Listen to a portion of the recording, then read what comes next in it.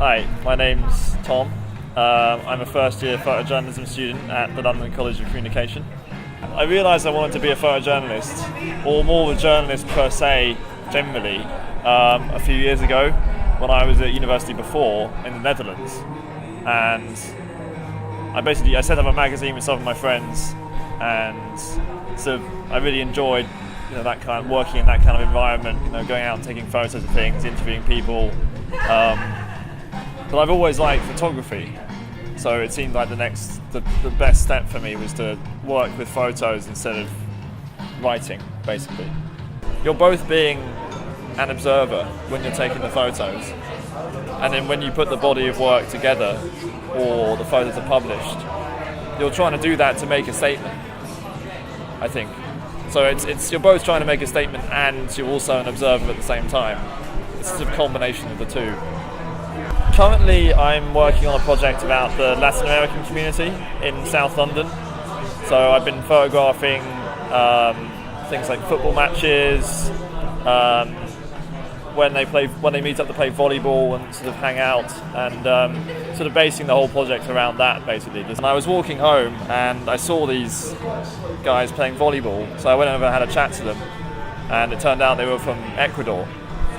So got talking to them, started taking some photos, and it's kind of carried on from that, basically.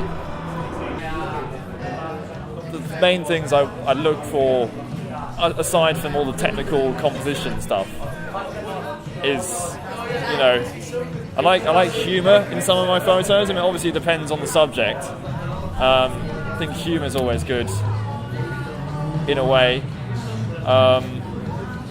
But I also think it's good to, when you're taking photos, to represent, make sure that you're whatever you're taking a photo of. If you're, for example, if you're taking a photo of a different, like a ethnic group of people or something like that, then you want to be careful to not stereotype them, and it can happen quite easily and just randomly through photography. And it's not even, with different cultures and things like that. It can happen with, photographing the homeless, for example. You can end up stereotyping them very easily. That's the whole reason why people do photojournalism or documentary photography, is to try and build this sort of emotional connection between the person, the viewer of the photo, and the people in the photo, and try and build some sort of sympathy. People say, photojournalism is dying because you've got people who have mobile phones and they can take pictures of things and put them on Instagram. But I think there's always going to be a place in the media world for really good photos, and I think people actually like looking at really good photos as much as they like looking at pictures of cats on Instagram and things like that.